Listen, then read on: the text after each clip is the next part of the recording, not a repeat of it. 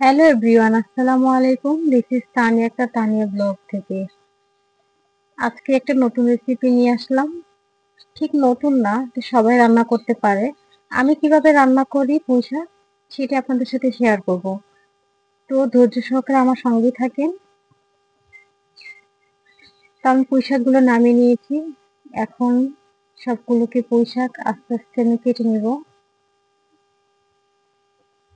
দেখেন কত সুন্দর টাটকা সবুজ পুঁই শাকগুলো। এইভাবে আমি কেটে নিব, কারণ আমার অফ ক্যামেরায় কাটতে হবে, আমি একাই সবকিছু করি। দেখেন আমার কাটা হয়ে গেছে, একদম সুন্দর করে সহজভাবে কেটে ফেলেছি পুঁই শাক।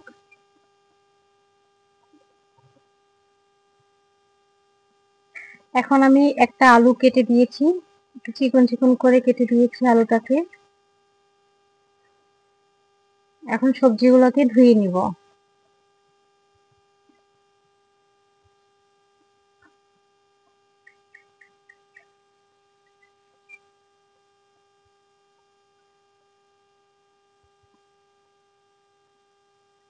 এই পুঁই শাক সবাই খেতে পছন্দ করে না মানুষ খুবই কম, সবাই পছন্দ করে।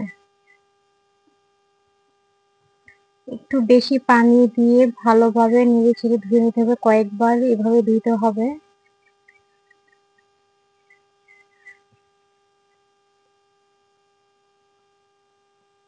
এখন আমি ধুয়ে দিয়ে ছাঁকনির মধ্যে রেখে দিব। যেভাবে ধুয়ে দিয়ে ছাঁকনিতে রেখে দিচ্ছি।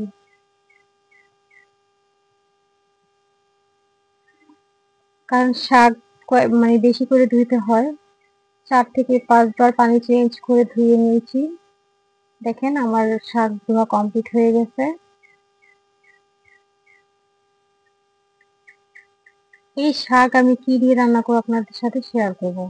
দেখেন গাইস, আমি আলাদা করে নিচ্ছি, মানে শক্ত ডাঁটাগুলোকে আর আলুটাকে আলাদা করে নিয়েছি। এই যে রুই মাছের লেজ দিয়ে রান্না করব। রুই মাছের লেজটা দিয়ে আমি এই শাকটাকে রান্না করব। দেখেন আমি একটা পাতিল বসিয়ে দিয়েছি চুলায়।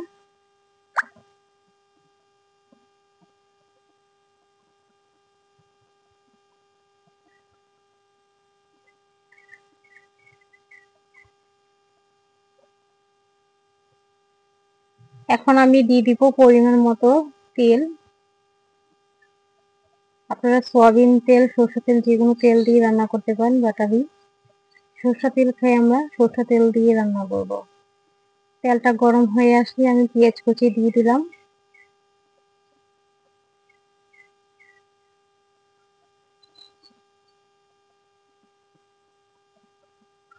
এখন দিয়ে দিব রসুন পেস্ট। 1 চামচ রসুন পেস্ট দিয়েছি। রসুন পেস্টটাকে দিয়ে একটু নেড়ে ছেড়ে তেলের সাথে ভাজা ভাজা করতে হবে। এই পর্যায়ে দিয়ে দিব 1 চা চামচ হলুদের গুঁড়া, দিয়ে এখন পানি দিয়ে দিব। নেড়ে চেড়ে মিশিয়ে পানি দিয়ে দিব। আপনাদের একটা টিপস শিখাই দিই, শাক রান্নার ক্ষেত্রে তেলের মধ্যে হলুদটা ছাড়বেন, তাহলে শাকের কালারটা খুব সুন্দর আসবে। হলুদটা দেওয়া একটু পরেই আমি পানি অ্যাড করে দিব। তারপরে বাকি মশলাগুলো দিয়ে দিব। মরিচের গুঁড়া দিয়ে দিলাম, দেড় চা চামচ মরিচের গুঁড়া,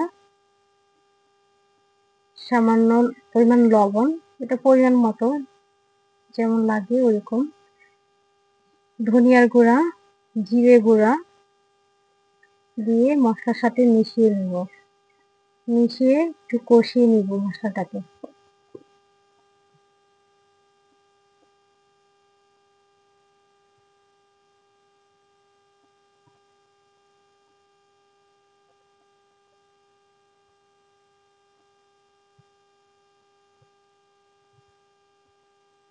আমার মশলাটা প্রায় কষানো হয়ে গেছে।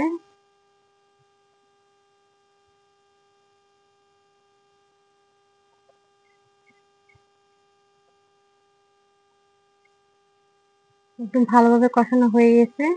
এই পর্যায়ে দিয়ে দিব সেই লেজটাকে। কারণ লেজটাকে কষিয়ে আমি উঠিয়ে কাটা বেছে তারপরে ইউজ করব। কারণ লেজ যেহেতু কাটা তো থাকবেই, আমি কাটাটা বেছে দিব। এখন আমি ঢেকে দিব, লেজটা সিদ্ধ হওয়ার পর্যন্ত অপেক্ষা করব। এখন লেজটাকে আরেকটু উল্টিয়ে দিব।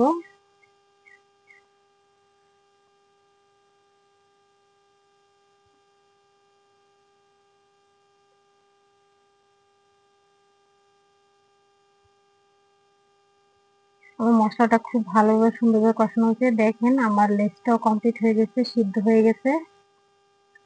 এখন আমি উঠিয়ে নিব।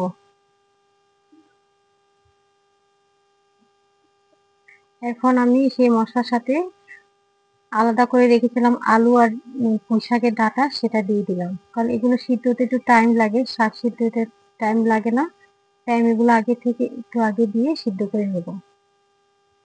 এখন ঢেকে দিব।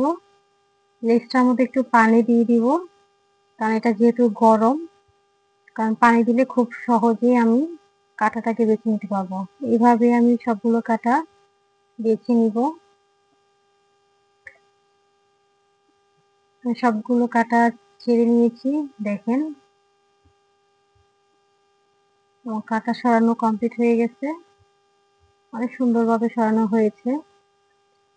ঢাকনা খুলে ডাঁটাগুলোকে নেড়ে দিব।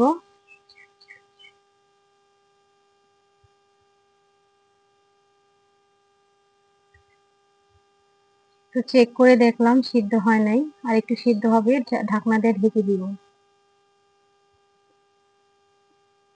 এই পর্যায়ে আমার সিদ্ধ হয়ে গেছে।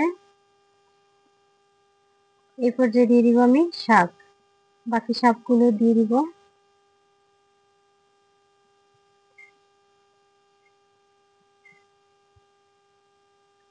এখন ঢাকনা দিয়ে ঢেকে দিব।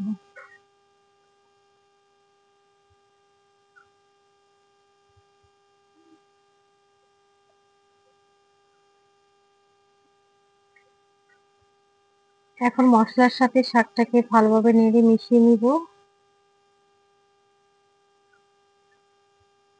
দেখেন গাছ, শাকটা আমার প্রায় হয়ে গেছে।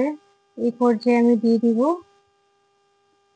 কাটা বেছে রাখা সেই লেজ, রুই মাছের লেজ দিয়ে ভালোভাবে নেড়ে চেড়ে মিশিয়ে নেব।